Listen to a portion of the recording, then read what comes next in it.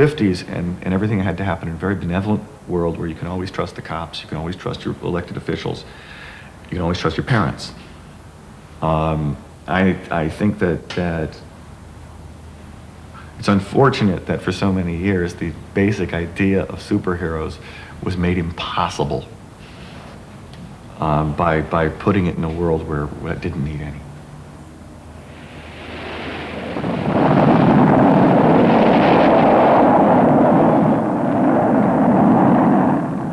What happened in the late 50s is that science fiction elements crept in, I think quite explicitly in response to Sputnik. Sputnik was the Soviet satellite that gave Americans a tremendous math and science panic. So Batman deals a lot with mad scientists, renegade scientists, X-rays, Y-rays, Z-rays. In the 50s, everything got a lot more optimistic. There was a belief in traditional values, which does not square very well with a guy who hides his face and runs around after midnight. So Batman became a kind of scoutmaster. He was frequently seen in the day walking down the street. Nobody seemed to pay any attention to this guy in a cape and mask. On a city street at 3 in the afternoon, the stories were light and cheerful and science fiction-y. Again, reflecting what I think was the great popular interest in science and technology of that decade.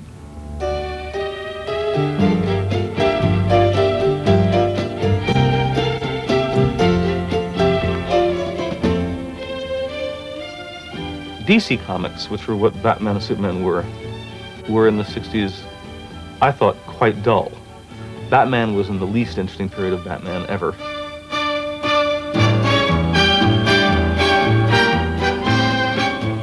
It's not a period in which people in American middle classes and in American suburbs feel particularly menaced, the early 60s.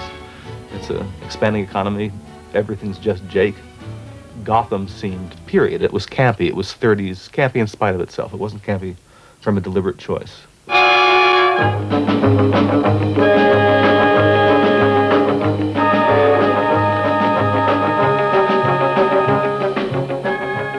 A very simple idea, very simple idea, which was to so overdo it that it would be funny.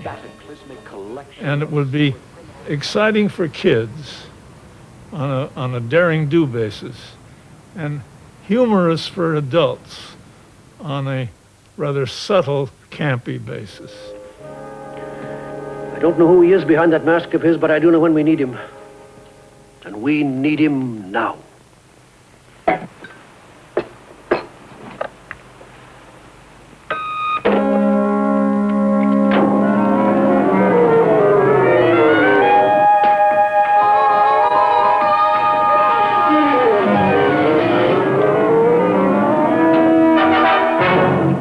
We had deliberately put one line in the pilot script that really was the key to whether or not this was going to be funny to adults. If you remember, Batman comes into a nightclub in his silly outfit, and the maitre d' comes up and he says, "Ringside table, Batman?" And he said, "No, I'll just sit over here. I wouldn't wish to appear conspicuous." Well, you know, if you don't laugh at that, you're never going to laugh at anything. Stand clear.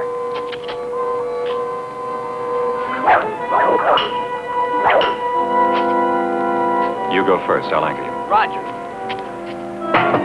Gosh, if I could just figure out that riddle. Why can't I? Batman was really about acting out, wasn't it? I mean, it was, you know, kind of acting dumb and getting away with it and going with your baser kind of, the TV show now. You know, adults didn't act dumb on American television at all. They weren't allowed to. Everybody had to be this great moral influence, you know. Then with Batman, it was kind of like saying, you know, I mean, adults liked it too. It was kind of like, you know, people started having fun. Your orange juice, sir. Batman special.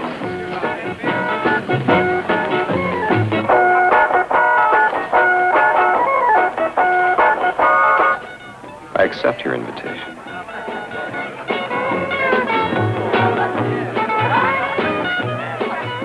The villains were not, they were not serial killers. They were not people who went out and raped someone in the park. No, no, no.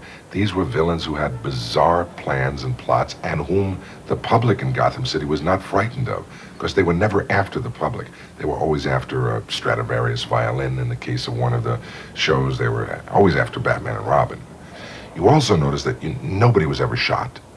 Nobody ever bled. And at the end of these magnificent fights that they staged, the villains would get up.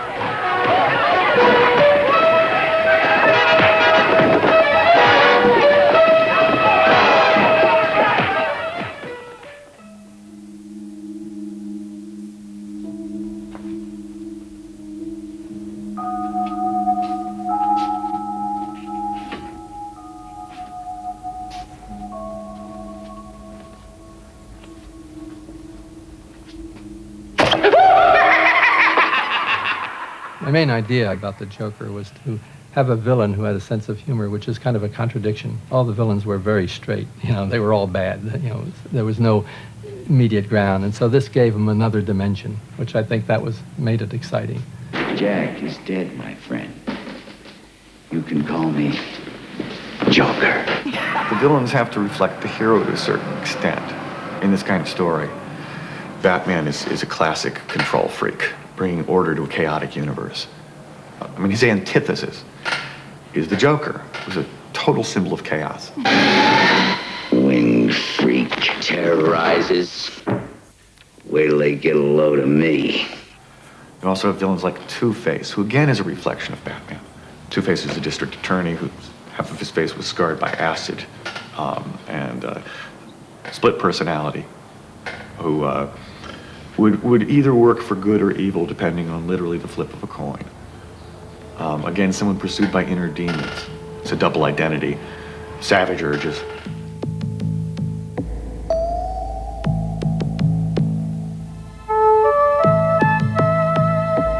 Robin was a victim. You could tell Robin was a victim all along. You knew Robin was going to die. I mean, you knew Robin could never fill the shoes of Batman, right? I mean, he was always going to be this... Everybody hates second place, I mean, he was always going to be second place. Dick Grayson had a falling out with Batman, went off on his own and became Nightwing, and became the leader of his own group of superheroes, the Teen Titans, which for a long time was DC's most popular book. New Robin was Jason Todd, who was a street kid who stole the hubcaps off the Batmobile. And Batman followed him home, was really intrigued by a kid who would have guts enough to do that, and found an orphan, and eventually thought that the kid might be a good successor to Dick Grayson. The kid didn't work out very well, I'm afraid. That happens now and then. For some reason, Jason Todd was not as popular as his predecessor, and there didn't seem to be anything we could do to make him that popular. So I had our writer, Jim Starlin, create a continuity which would eventually put Robin in terrible trouble. And at that point, the readers were invited to call in. One number for he lives, one number for he doesn't live. The phone company didn't want us to say dies. And right up until 8 o'clock on Friday night, which was the cutoff, it could have gone either way. I got the final tally at 8:30.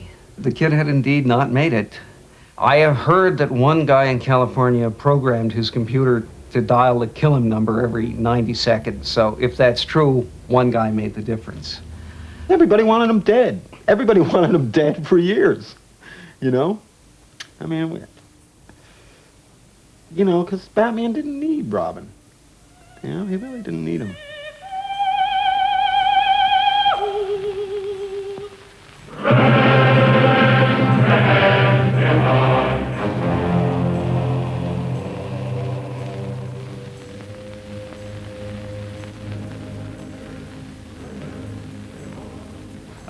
I felt that there was no way to really do Batman without addressing the fact that, at least at the start of the story, he's an anachronism. I mean, he's like Zorro. There's something very antiquated about the whole notion, and the effort of Dark Knight was to revive it. It wasn't to bury the idea, and it wasn't to kick it around the block a few times, or do an autopsy. It was to Jesus, he's out.